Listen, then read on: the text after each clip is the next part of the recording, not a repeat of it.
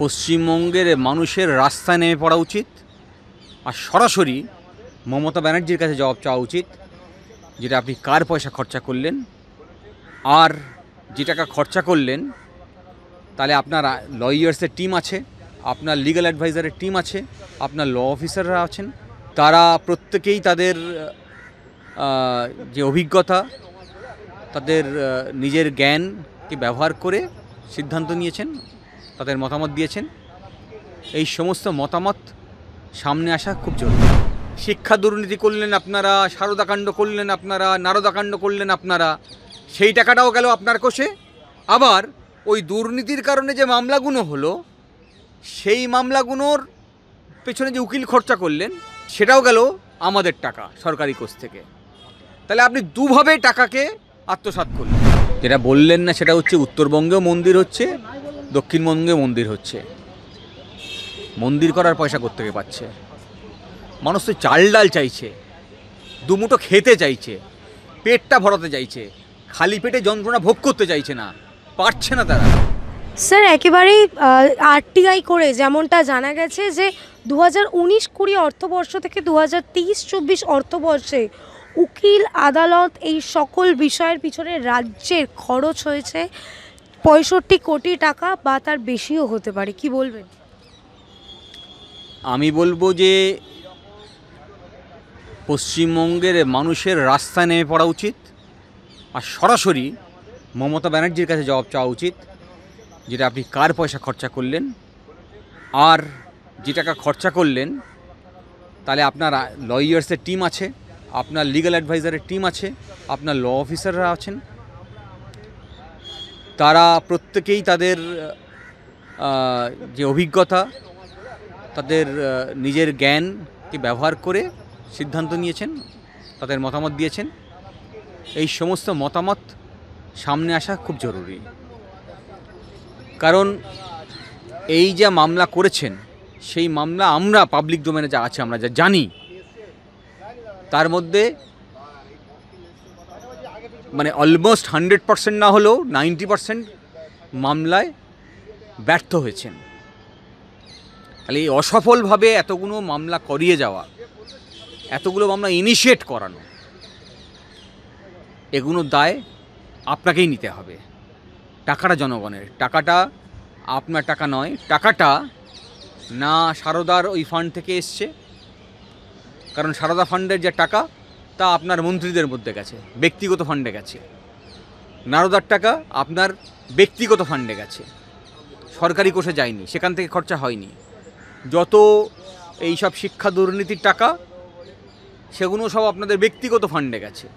তাহলে শিক্ষা দুর্নীতি করলেন আপনারা, সারদাকাণ্ড করলেন আপনারা, নারদাকাণ্ড করলেন আপনারা, সেই টাকাটাও গেল আপনার কোষে। আবার ওই দুর্নীতির কারণে যে মামলাগুলো হলো, সেই মামলাগুলোর পেছনে যে উকিল খরচা করলেন, সেটাও গেল আমাদের টাকা, সরকারি কোষ থেকে। তাহলে আপনি দুভাবে টাকাকে আত্মসাৎ করলেন, এটা আপনি করতে পারেন না। ফলে শ্বেতপত্র প্রকাশ করতে বলা উচিত মমতাকে। এই দাবি সাধারণ মানুষকে রাস্তায় নেমে কালীঘাটের সামনে জড়ো হয়ে বলতে হবে, জবাব দিন, না হলে আমাদের টাকা রিফান্ড করুন। এই যে টাকা খরচ করেছেন, যে টাকা, যাতে আমরা সেই টাকাকে হসপিটাল তৈরির কাজে ব্যবহার করতে পারি, স্কুল তৈরির কাজে ব্যবহার করতে পারি, স্কুলের ডেভেলপমেন্টের কাজে ব্যবহার করতে পারি। যেসব স্কুল বন্ধ হয়ে গেছে ইতিমধ্যে, সেই সব স্কুলগুলোকে রিওপেন করতে পারি। 2024-এর মার্চ পর্যন্ত এই আরটিআই করা, 2024-25 অর্থবর্ষ যদি ধরা হয়, অর্থাৎ আরজিকর মামলাও যদি ধরা হয়, এই অ্যামাউন্ট 75 to 100 হতে পারে, এমনটা বিভিন্ন ক্ষেত্রে উঠে আসছে। ঠিকই তো, অঙ্কটা কত বাড়ছে সেটা যেমন গুরুত্বপূর্ণ, তেমনই গুরুত্বপূর্ণ হচ্ছে যে আপনি যেসব ক্ষেত্রে মামলায় ডিভিশন বেঞ্চ, সুপ্রিম কোর্ট করেছেন। দেখুন, মামলা করাটা যে কেউ মামলা করতে পারে সরকারি যে কোনো ডিসিশনের বিরুদ্ধে। তাহলে আপনি অনবরত এমন ডিসিশন নিয়েছেন, সাধারণ নাগরিকের কাছে অন্য কোনো অপশান ছিল না, মামলা করা ছাড়া সেই মামলায় আপনি হেরেছেন, হারার পরে আপনার আইনের অধিকার আছে অ্যাপিল করার, আপনি সুপ্রিম কোর্ট পর্যন্ত যেতে পারেন। কিন্তু সুপ্রিম কোর্টে আপনি মামলায় যাবেন নাকি এই জাজমেন্টকে মেনে নেবেন যে আপনার সিদ্ধান্তটা ভুল ছিল, তা নির্ভর করে আপনার যারা লিগ্যাল টিমস আছে, ল অফিসার থেকে শুরু করে আইনজীবী পর্যন্ত, তার উপরে তারা কি মতামত দিয়েছিলেন। তাহলে কি তারা প্রতিনিয়ত যে মতামত দিয়েছেন সেই মতামতের ভিত্তিতে এখনও পর্যন্ত 90% মামলা সুপ্রিম কোর্ট পর্যন্ত আপনি হারলেন? তাই তো তাদের ক্রেডিবিলিটি নিয়ে প্রশ্ন উঠে যায়।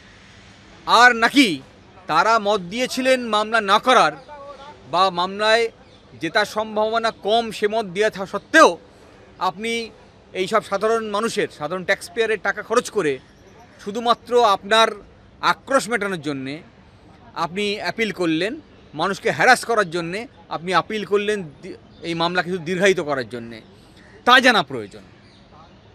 তাহলে যদি শুধুমাত্র আপনার নিজের ইচ্ছা পূরণের জন্যে এই কাজ করে থাকেন, তাহলে এই সমস্ত টাকা আপনার নিজের ব্যক্তিগত অ্যাকাউন্ট থেকে পাবলিক কোষে রিফান্ড করা উচিত। আর যদি ভুল অ্যাডভাইজের উপরে ভুল ডিসিশনের কারণে, লিগ্যাল টিমের ভুল ডিরেকশনের কারণে হয়ে থাকে, তাহলে সাধারণ মানুষকে রাস্তায় নেমে বলা উচিত এই রকম অযোগ্য ব্যক্তিদেরকে আপনি আর ল অফিসার পদে রাখবেন না, তাদেরকে অপসারণের সময় এসে গেছে। দাদা, ডিএ দিতে গেলে বারংবার রাজ্যের পক্ষ থেকে বলা হচ্ছে যে কোষাগারে টাকা নেই, তাদের কোমর ভেঙে যাবে।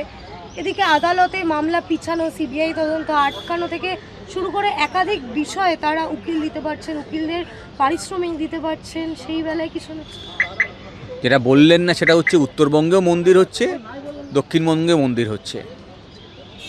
মন্দির করার পয়সা কোত্থেকে পাচ্ছে? মানুষ তো চাল ডাল চাইছে, দুমুঠো খেতে চাইছে, পেটটা ভরাতে চাইছে, খালি পেটে যন্ত্রণা ভোগ করতে চাইছে না, পারছে না। তারা এই যন্ত্রণা থেকে মুক্তি চাইছে, তারা চাইছে শিক্ষা, তারা চাইছে কাজ। আপনি যাই দিচ্ছেন মন্দির, মন্দির তো আমাদের ঘরে ঘরে আছে, মন্দির তো হৃদয়ে আছে। হ্যাঁ, যে ইসলাম ধর্মের মানুষ সে মসজিদে যায় নামাজ পড়তে, সে বাড়িতে নামাজ পড়ে। যে হিন্দু ধর্মের মানুষ সে মন্দিরে যায় পুজো করতে, বাড়িতে পুজো করে। তার হৃদয়ে ভগবান আছে, তার হৃদয়ে আল্লাহ আছে, তার নিজের হৃদয়ে ভগবান আছে, গড আছে, হ্যাঁ, জেসাস আছে। তাহলে তাদের জন্যে তো আপনার সরকারি কোষ থেকে মন্দির করার দরকার ছিল না, আপনার দায়িত্ব ছিল হসপিটাল করার। সরকারি হসপিটালে যান, সামনের মেঝেতে সব শুয়ে আছে, সেখানেই স্যালাইন চলছে, ওর জন্য একটা বেড দরকার, সেইটা আপনার করার দরকার ছিল। ওই যাতে সরকারি হসপিটালে রুগীকে রেফার করলে গাছতলায় পড়ে না থাকে, তার ব্যবস্থা করা দরকার ছিল আপনার। ডাক্তার অনেক রিক্রুট করার দরকার ছিল, অনেক নার্স দরকার ছিল, যাতে বেসরকারি হসপিটালে গিয়ে লুট না হয়ে যেতে হয়। জানেন তো, একটা বাচ্চা, যে একজন প্রেগনেন্ট মহিলা, তার ডেলিভারি করার জন্যে, হ্যাঁ, তার যে সাহায্য প্রয়োজন, একজন মেডিকেল অফিসার দরকার, একজন নার্স দরকার, হ্যাঁ, একটা ম্যাটারনিটি হোম দরকার, তার ব্যবস্থা করা দরকার ছিল। তাকে যেতে হচ্ছে নার্সিংহোমে, সেখানে 50,000, 60,000, 1 লাখ টাকা খরচা করতে হচ্ছে, যার খরচা 5,000 টাকায় হয়ে যায়। হ্যাঁ, তাকে বিনা পয়সায় আপনার এই ব্যবস্থা করার জন্য, তার শিশুটার স্বাস্থ্য নিশ্চিত করার জন্যে, তার মায়ের স্বাস্থ্য নিশ্চিত করার জন্যে তার ব্যবস্থা করার দরকার ছিল। তা করলেন না। স্কুল বন্ধ হয়ে যাচ্ছে, তা করলেন না। আপনি ডিএ দিচ্ছেন না। সরকারি কর্মচারীর মান নেমে যাবে যদি তাদের যোগ্য সম্মান না দেওয়া হয়। ডিএ দেওয়া মানে হচ্ছে তাকে সম্মান দেওয়া। ডিএ সম্মান ছাড়া কিছু নয়। একটা মানুষের, আমাদের সংবিধানের প্রিএম্বলের প্রথম পাতায় লেখা আছে right two live with dignity, সম্মানের সঙ্গে বেঁচে থাকার অধিকার। পশুর মতো বেঁচে থাকার কথা বলেনি। তাহলে একটা মানুষের সম্মানের সঙ্গে বেঁচে থাকতে গেলে প্রয়োজন অর্থের, তার জন্য তো ডিএ দেওয়ার ব্যবস্থা করা হয়েছে, তার জন্যই তো সংবিধানের ডিএকে স্বীকৃতি দেওয়া হয়েছে, আইনের ডিএকে স্বীকৃতি দেওয়া হয়েছে। তাহলে সেই সম্মান কেড়ে নিচ্ছেন আপনি, হ্যাঁ। তাহলে এবং সম্মান কেড়ে নিচ্ছেন, তার প্রকৃষ্ট উদাহরণ হচ্ছে আপনি বলেছেন ঘেউ ঘেউ করবেন না, হ্যাঁ। তাহলে আপনি আপনার কর্মচারীদেরকে পশুর সঙ্গে ট্রিট করছেন, পশুর মতো করে ট্রিট করছেন, তাদের তো মান নেমে যাবেই। আর যে কারণেই হয়তো এই যে এত লিটিগেশন হচ্ছে, ভুল অ্যাডভাইস হচ্ছে, বা যদি আদৌ ভুল অ্যাডভাইস হয়ে থাকে, হ্যাঁ, হয়তো এই মান নেমে যাওয়ার কারণেই হচ্ছে। এ তো তদন্ত হওয়া প্রয়োজন, আর কী হয়েছে আসলে। দাদা একেবারেই শেষ প্রশ্ন, এই যে জনগণের ট্যাক্সের টাকা খরচা করে এত উকিল এত মামলা করছে রাজ্য সরকার, জনগণ কি উপকৃত?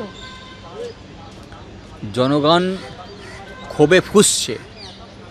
যদি কেউ মনে করেন তারা হতাশাগ্রস্ত করার চেষ্টা করছেন এবং সফলভাবে জনগণকে হতাশ করবেন, পারবেন না। মানুষের হতাশা আসে এবং সেটা একসময় আক্রোশে পরিণত হয়।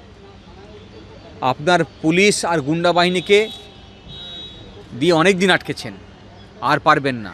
মানুষের মধ্যে যে আক্রোশ এসছে, মানুষ তার জবাব দেবে, সংবিধানের অধিকার মেনেই সেই জবাব দেবে, পারলে আটকে নেবেন।